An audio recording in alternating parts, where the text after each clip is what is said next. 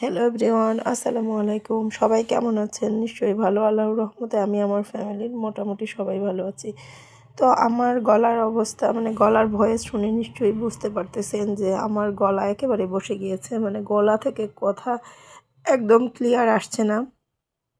তো যাই হোক, এই অবস্থা আমার প্রায় 15 থেকে 20 দিন ধরে আমার গলার এরকম অবস্থা। আমার এই গলার ভয়েস শুনে সবাই আসলে ক্ষমা দৃষ্টিতেই যে দেখবেন বা শুনবেন, কারণ আমার কিচ্ছু করার নাই। আমার যে আজকে 20 দিন ধরে আমার গলার ভয়েস একেবারে আটকে গেছে, এত পরিমাণে ঠান্ডা লাগছে আমার। তো যাই হোক, আজকে নিয়ে এসেছি আমি গরুর মাংসের আলু দিয়ে, নতুন আলু দিয়ে গরুর মাংসের রেসিপি। তো আমি এখানে 1 কেজি পরিমাণ গরুর মাংস ধুয়ে কেটে ভালোভাবে নিয়েছি। আর এখানে আমি অ্যাড করে দিয়েছি পেঁয়াজ কুচি, অ্যাড করে দিচ্ছি লবণ, অ্যাড করে দিচ্ছি আমি হলুদের গুঁড়ো, অ্যাড করে দিলাম মরিচের গুঁড়ো। আর এগুলো আসলে 1 কেজি পরিমাণে যার যতটুকু যে যেভাবে যে পরিমাণ মতো করে খান সে সেভাবেই দিবেন। আর আমি এখানে 1 চামচ পরিমাণ দিয়ে দিচ্ছি জিরের গুঁড়ো।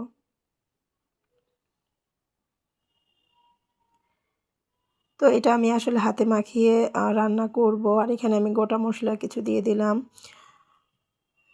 সব মশলাগুলো দেওয়ার পরে আমি এটা হাতে ভালোভাবে মাখিয়ে তারপরে যে মাংসটা আজকে রান্না করব নতুন আলু দিয়ে। তো এখানে দিয়ে দিলাম দুটো তেজপাতা আমি ছিঁড়ে দিয়েছি, আর দিয়ে দিচ্ছি আমি আদা রসুন বাটা। এখানে 3 টেবিল চামচ পরিমাণ আদা রসুন বাটা আছে একসাথে। আর আমি কিছু রসুন কুচিও দিয়ে দিয়েছি। দিয়ে দিলাম আমি 1 কাপ পরিমাণ সয়াবিন তেল, রেগুলার যেই সাদা তেলটা সেটা। আর আমি এখন এটা ভালোভাবে হাত দিয়ে মাখিয়ে নেব, যেন মাংসের গায়ে সমস্ত মশলাগুলো ভালোভাবে মাখে। তো সেরকম করেই আমি ভালোভাবে যে মাখিয়ে নেব।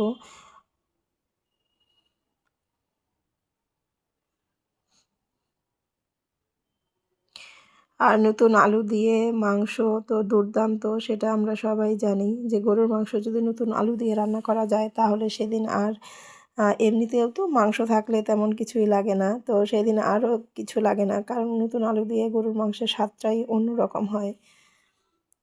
তো আমি এটা ভালোভাবেই যে মাখিয়ে নিলাম। ভালোভাবে মাখিয়ে নিয়ে এখন আমি এখানে আমার হাত ধোয়া, আমি এখানে কোনো রকম পানি অ্যাড করব না, তবে হাতটা ধুতে যতটুকু পানি প্রয়োজন ঠিক ততটুকু পানি আমি হাতটা ধুয়ে জাস্ট এখানে দেব।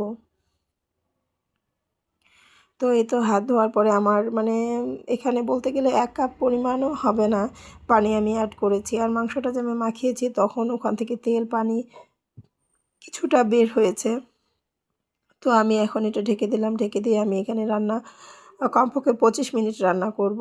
তো দেখেন 25 মিনিট পরে আমি ঢাকনাটা তুলে, আমি যেহেতু পানি দেইনি মাংসটাতে, তো যে সেহেতু তেমন খুব একটা পানি বের হয়নি। আর যেটা পানি বের হয়েছিল সেই পানিটা আমি মোটামুটিভাবে শুকিয়ে নিয়েছি।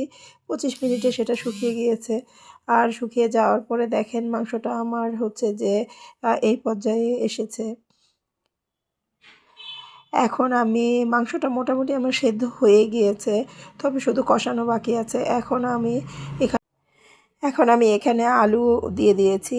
তো আলুগুলো যে সেদ্ধ করা অবধি আমাকে মাংসটাকে আরও ভালোভাবে কষিয়ে নিতে হবে। কষানোর মাধ্যমেই আলুটা সেদ্ধ করব, তবে অল্প পরিমাণে পানি আমি এখানে অ্যাড করব, আলুটা যেন আমার নিচে তলানিতে লেগে না যায়। যেহেতু আলুটা সেদ্ধ করতে একটু সময় লাগবে 10 মিনিটের মতো, তো ততক্ষণ পর্যন্ত যে মাংসটা জাল করার জন্য আমি অল্প পরিমাণে এখানে পানি যে অ্যাড করব, যেন শুধু আলুটা আমার সিদ্ধ হয়ে যায়, কারণ মাংসটা মোটামুটি আমার কষানো হয়ে গিয়েছে। আর আলুটার সাথে যতটুকু সময় জাল করব ততটুকু সময় আরও ভালো করে কষানো হয়ে যাবে। তো এই পরিমাণে পানি আমি এখানে অ্যাড করলাম, কারণ আলুটা সিদ্ধ হতে তো 10 মিনিট হলেও সময় লাগবে। তো ওই ততক্ষণ পর্যন্ত আমি মাংসটা জাল করব,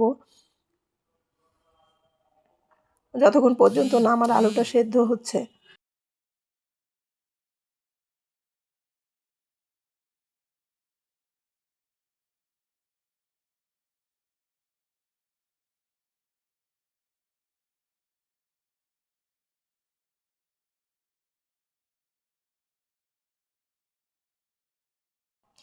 আমি এখন এটা ঢেকে দেব কিছুক্ষণের জন্য, মানে 5-7 মিনিটের জন্য, যেন আলুটা আমার সেদ্ধ হয়ে যায়।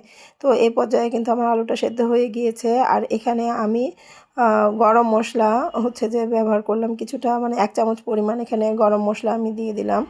আর শেষে আমি যেহেতু গোটা মশলা ব্যবহার করেছিলাম, তো শেষে আমি হচ্ছে যে বাটা গরম মশলাটা এখানে হচ্ছে অ্যাড করে দিলাম।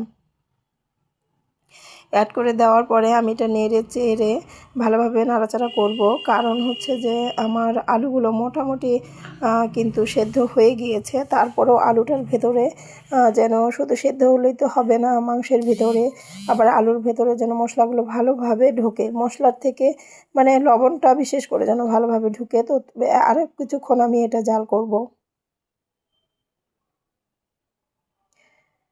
আর এই পর্যায়ে কিন্তু আমি আরও কিছুটা পানি অ্যাড করছি, কারণ হচ্ছে যে এটা যেহেতু আলু দিয়ে আমি মাংসটা আজকে রান্না করছি, তো এখন তো মানে এখানে তো একটু কিছুটা হলেও ঝোল লাগবে, কারণ আলু দিয়ে মাংস রান্না করলে কিন্তু ঝোল মানে দিতেই লাগে। তো হচ্ছে যে যার জন্য আমি কিছুটা পানি এখানে অ্যাড করেছি যে ঝোলের জন্য।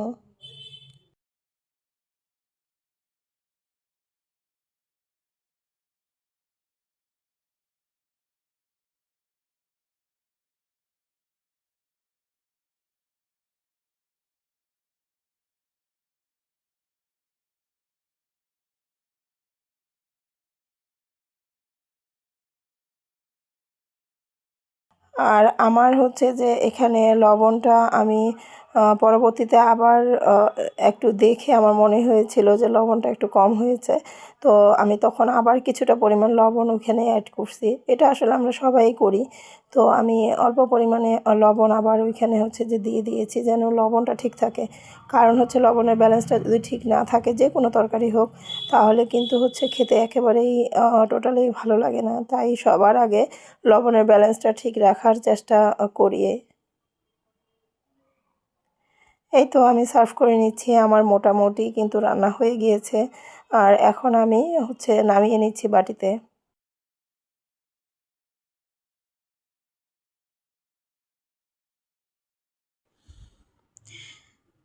এই তো আজকের মতো এই পর্যন্তই। তো হচ্ছে আমার ভিডিওটা আপনাদের আসলে কেমন লাগলো, আমার রেসিপিটা কেমন লাগলো, অবশ্যই কমেন্ট করে জানাবেন। আর অবশ্যই একটা লাইক ডান করে দেবেন। আর যদি পারেন, যদি ভিডিওটা এতটুকু ভালো লাগে, তাহলে হচ্ছে ফ্রেন্ড আর ফ্যামিলির মধ্যে ভিডিওটা শেয়ার করে দেবেন।